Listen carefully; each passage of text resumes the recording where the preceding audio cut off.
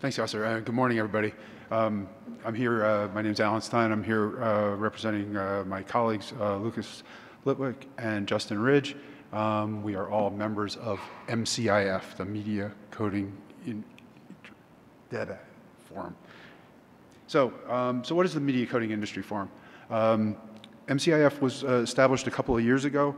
You may remember that its most visible activity had to do with patent pool fostering for VVC, which concluded, but there are other activities for MCIF, and one of those is to work on guidelines for VVC for broad dissemination in the industry. And so that's what I'm here to talk to you about today. MCIF has 13 members. The logos are small, but the companies are big. So MCIF VVC technical guidelines. This is a work in progress. We expect completion of it in the first half of this year, so by the end of June.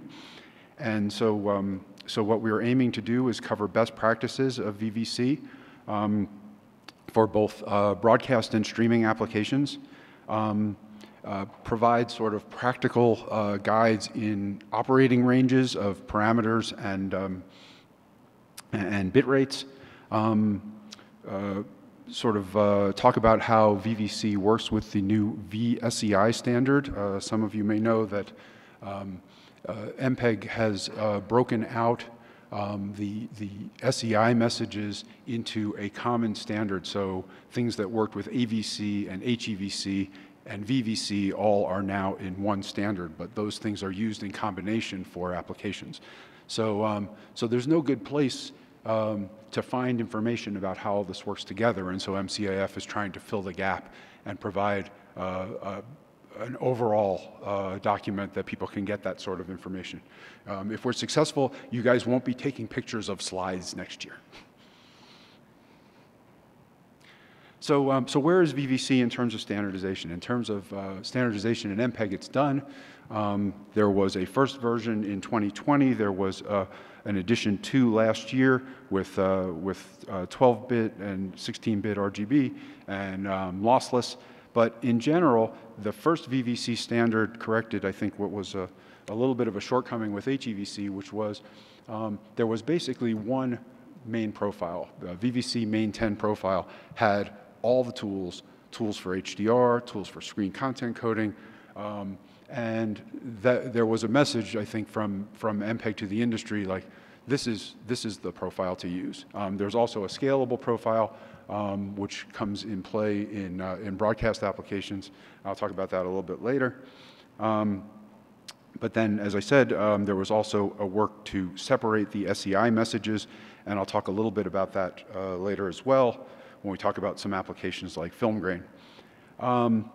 VVC is also now fully supported with accompanying MPEG transport standards, so CMAF and ISO-BMFF and even MPEG-2 transport stream. So I think JVET and MPEG did a nice job of making sure that VVC would be supported with a minimal amount of change from AVC and HEVC. So where is VVC in terms of deployment today? As Ben said, we're coming up on 3 years from MPEG's standardization. This is when we start to expect to see product. 3 years from MPEG FDIS is sort of an important milestone, and we've seen that in the past. That's when the products show up, and so we're seeing, with many thanks to Fraunhofer, a lot of capability of VVC based on VV-Inc and VV-DEC, but those are not the only software implementations out there. There are actually, by my last count, there were 8 encoder implementations and 10 decoder and player implementations that were actually open and available to the public. So if you look at some of the documentation from Gary Sullivan about VVC deployment status, which is an MPEG document, you'll see this. We also see hardware products. We know that ATEM has an encoder, and others have software encoders in the cloud. We know that that LG has some support for VVC in LG TVs. We know that MediaTek has announced support for VVC in MediaTek chips, which are used in 70% or more of televisions today. And Realtek has announced support for VVC in product lines for set-top boxes. So it's year 3, and we're seeing the expected commercial uptake of VVC.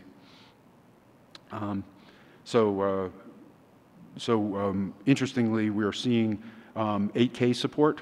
We're seeing high frame rate support. We're seeing a number of things that wouldn't be assured. What level of VVC would be supported? Would it be only 4K? Would it be 8K? Would it be high frame rate? The answer is yes.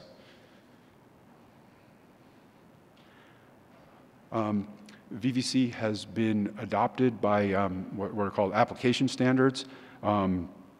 So a number of them, Aribe is still doing work on VVC main and multi-layer main.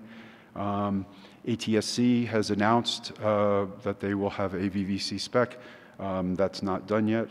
CTA Wave is complete. So CTA Wave is a streaming sort of standard bundle, and they have full support for VVC. -IF has VVC support. DVB last year included VVC, including 8K conformance point is what they're called in DVB. So that's for both broadcast and streaming. SBTVD, some of you may be less familiar. SBTVD is the standards forum for Brazil's television, and they have conducted a very public call for proposals for their next generation television system, and they selected VVC as the foundation video for their TV 3.0 system. And then SCTE, which is U.S. Cable or North American Cable Standards Organization, recently published SCTE 281.1 and 2. 281.1 is the VVC coding specification, and it includes 8K support and 120 frame per second support. So VVC has been adopted by standards bodies in full force, and it now stands to enter industry. So other things that we want to document in MCIF are sort of the compression performance. There are many, many studies and a little bit of nitpicking over how much better VVC is versus HEVC. The number I tend to use is 40%. We know that we have seen as high as 50% with things like MCTF pre-filtering, like Ben talked about in the first presentation. The study that I think is most interesting is a 3GPP SA4 study, which is a publicly available report, 26.955, where there was a coding gain of 37 and 39% for SDR and HDR, respectively. So this study was very comprehensive, took a long time. It's about 400 pages and has a lot of detail if you're interested. There are also MPEG studies and verification tests. Again, MCIF's mission is to try to aggregate all this information into a coherent whole, not to quibble about whether it's 39% or 42%.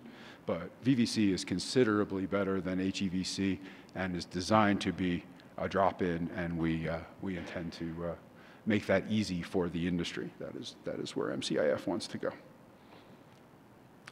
I'm going to talk briefly about new tools. There are new tools in VVC that are different from things that were in previous generation codecs. One of them has generated a lot of interest. It's called reference picture resampling, or RPR. And the idea is that internally in the encoder, you have reference pictures that are used for PMB frames, and those pictures can now be resized, and that opens up some new possibilities. There are two interesting use cases for that, one of which is the possibility of sort of a limited open GOP solution, which can actually save some considerable bit rate. And then there's another, which is to actually emit different sized pictures dynamically. So there's something called dynamic resolution enhancement. I think DRE is the industry term.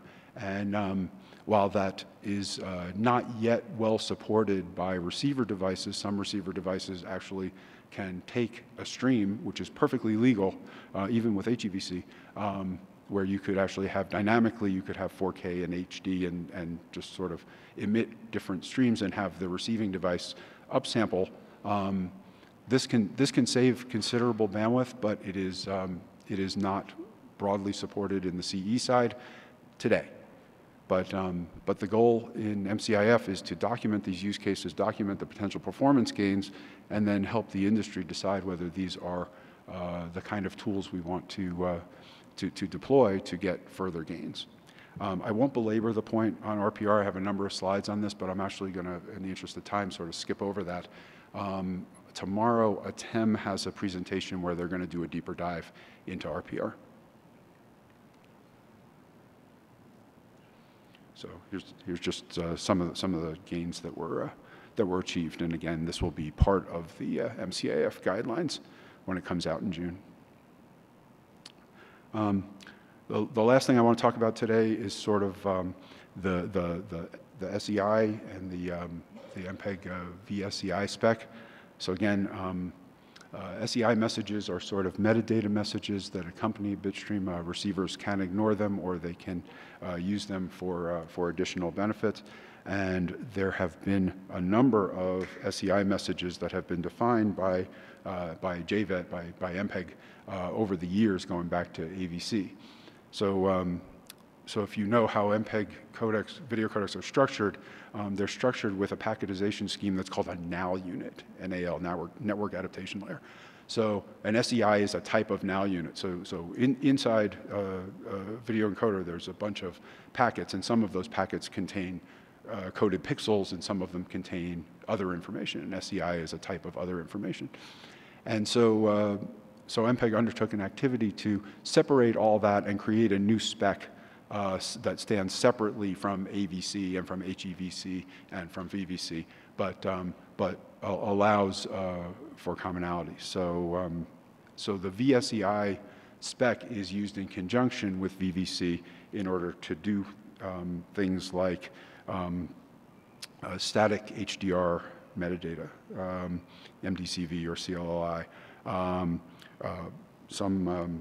some dynamic HDR metadata is carried this way, but it's actually not in the VSEI spec. It's done by the companies who did dynamic HDR solutions, so it's in other specs. Film grain synthesis, which is a technology that was first brought into the AVC standardization. So MPEG has had a film grain SEI message going back to AVC, and so now that SEI message is separated, but it's common to AVC, HEVC, and VVC. And so MCIF will document sort of how that can be used and sort of point people to technical reports done in MPEG. And then new ones like neural network post-filter. So there is out-of-loop post-processing that can happen, that can be guided by neural network, and the neural network weights are carried in an SEI message. So these are the type of things that are disparate pieces of information that the MCIF guidelines will bring together to help the industry adopt these new technologies. So where are we? We have a draft of the VVC guidelines, and we expect to release that at the end of June. We have opportunity for community review. We're going to publish them and get community review and feedback, but we're also looking for members to join MCIF. We know that MCIF was dominated by a different sort of aspect of video in the early days, but now it's really for people who are MPEG advocates and who want to contribute to seeing MPEG technologies adopted. Please join us. So thank you very much. Okay, thank you, Alan.